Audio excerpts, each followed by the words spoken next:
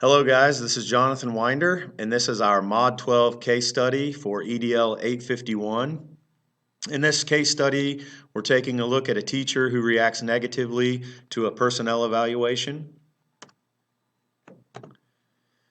Summarizing the case and establishing the facts, this case was about a classroom teacher named Mrs. Stevens.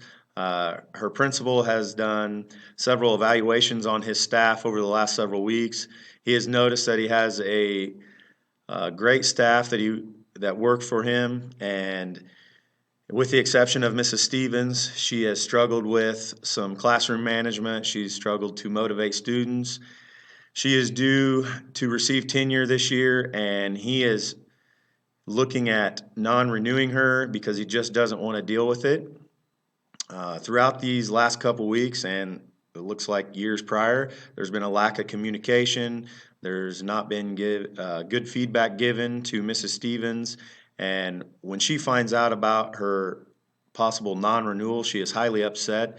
She doesn't feel like there has been good supervision, and she doesn't feel like she has been provided proper support from her superior. The events have taken place in her classroom and as well as meetings in the principal's office about her evaluation. The situation has involved her and the principal, and she is very upset, rightfully so, and at the same time the principal is ready to move on from her. Legal or ethical issues. There's no plan of improvement that has been talked about. She had no prior knowledge that she was struggling with her performance until her final evaluation just before she's about to be tenured. So she's kind of left out in the dark all the way until the end. I'm sure she was excited that she was about to be tenured. She was looking forward to that security. I would think that herself and a lawyer could find a couple things that were handled the wrong way by this principal.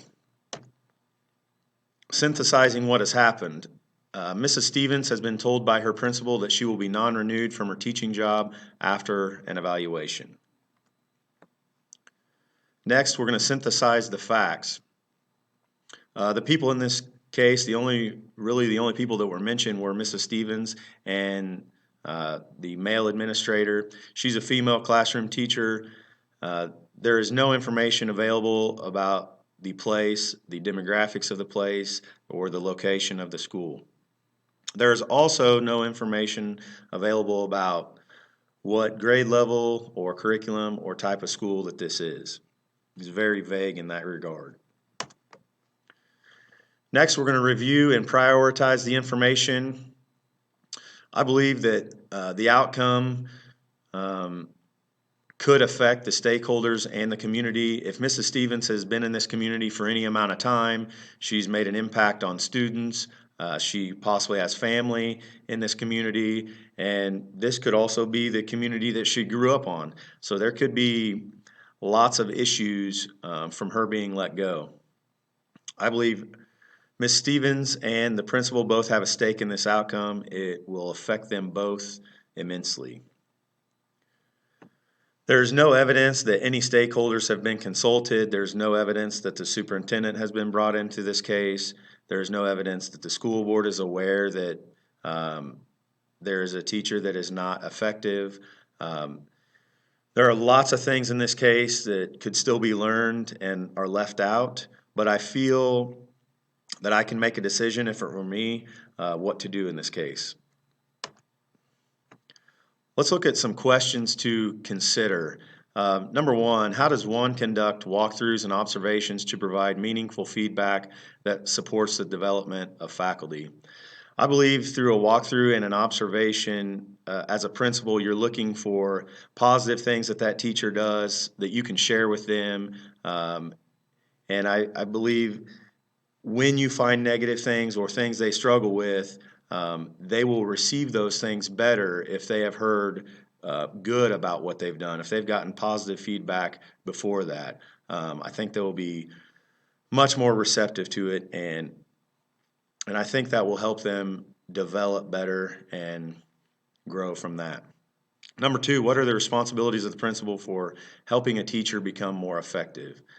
I believe that is one of the principal's biggest responsibilities is to support their teachers and to show them that they are on the same team and they are there to help them in any way possible. And if the teacher knows that, then they will be given multiple opportunities to become more effective. Number three, what other conclusions can be drawn by the principal based on his observations? I feel like there's a few things that this principal could look at. This principal could take the angle of, this teacher may be struggling with something outside the classroom that could be affecting her inside the classroom. And I feel like if that's the case, there's some grace that can be given here.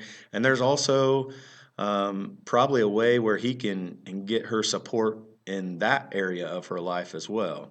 I also think you could take the angle of what kind of class was she dealt? What kind of students are in there? Uh, are there some difficult students in there that are making it tough for her to be the best that she can be? Would another teacher who is highly effective, in his opinion, do the same or be the same in this set of circumstances? So I think those are things that he can look at. Number four, what are the strengths and weaknesses of the evaluation tool in this case?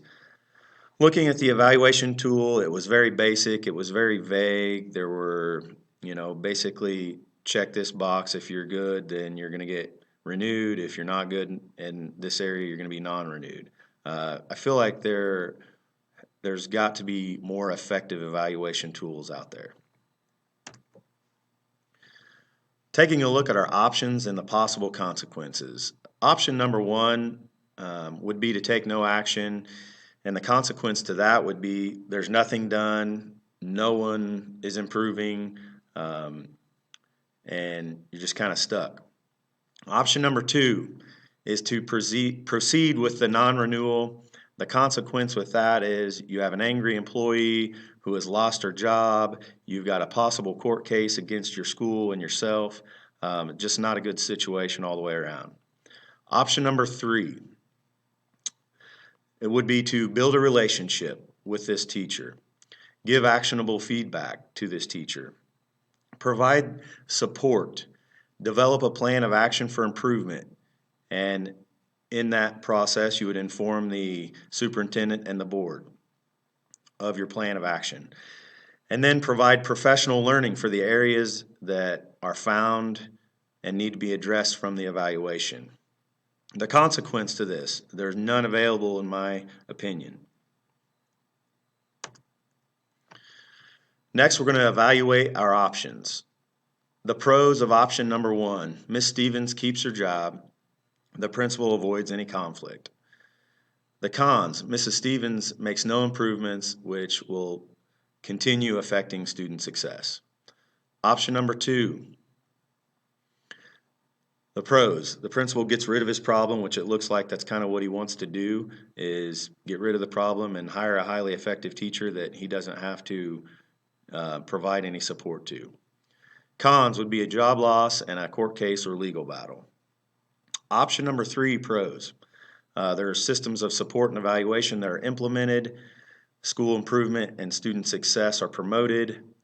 There is feedback given. There's professional learning provided, and no one is losing their job. The cons, there are none available here. What is our best option? In my opinion, this is a no-brainer. This is a home run. Option number three is the best option here. Under the circumstances, it is definitely the best decision. I think that this could have been done way back before any confrontation was had, and if this was done, I think you would have avoided a lot of things. Obviously, it needs to be done with great communication and collaboration amongst everyone. The administration and the board needs to be informed, and clearly this is the most helpful and creative option and best for everyone. Imagine implementing my decision. My path, like I said, um, I would have started this long before. This would have been the way I would have handled this situation even before the first evaluation with this teacher. There should have been a healthy, positive relationship built. And if that would have been done and handled the right way, I feel like she wouldn't have become angry because things would have been started off on the right foot. I'm then going to give her positive feedback, negative feedback. Like I said before, if she hears positive feedback and her and I have a great relationship, then she's going to be more receptive and willing to take um, my input on what she needs to improve. Once she does that, then I'm going to provide her support, and she knows that, she feels that. Then together, we're going to develop a plan of action, um, an improvement plan, and we're going to provide professional learning that is targeted towards those areas that we found in the evaluation that she needs to work on. What may happen? Obviously, I think this is going to take some time. I think um, it's not going to happen overnight, but after everything's said and done, I think ultimately school improvement and student success are going to be the end result, and that's what we want. Who needs to know? I think from the very beginning, the superintendent, maybe a peer coach or a mentor to Mrs. Stevens, and myself, we all need to know this. No one else in our building needs to know. No other teachers need to know. This is something that should be confidential and only held in this small circle of people to support her. Can I deal with this alone? Obviously, just like I mentioned above, all of those people should be involved. It shouldn't be handled by one single person. To me, it's not about a warning. It's not about a threat. It is simply, I care about you, and I'm here to help you be the best you can be. And ultimately, we're on the same team, and I want you to be successful because if you're successful, we're all successful, and our students ultimately are the most successful. What if the plan doesn't work? I feel like I said earlier, this is a home run. This is a grand slam, or whatever you want to call it. Uh, I feel it's got no other option but to work. I feel like this is the best way to handle a situation like this. Um, Mrs. Stevens, as well as the rest of my staff, needs to know that we're all on the same team. I'm here to help them. I'm not out to get them. Um, I want them to know that I care about them. I'm here to support them, um, be the best that they can be, and we're all, rowing the boat in the same direction. And if we're doing that, all of us are going to be successful, and most importantly, our students are going to find success. So I think option number 3 was the best option. I think all of this conflict could have been avoided, and the way that I would handle this would have been done way back, even before all this. Um, I think this was an easy situation to figure out from the get-go. Uh, the principal obviously handled things the wrong way, and if he would go back and do it again, like I said, I think that's the best way to do it. If starting at this point, I don't think it's too late to mend that relationship and keep her on board and help her to become a highly effective teacher. It's been great taking this course with you all. I wish you the best in your futures. Take care.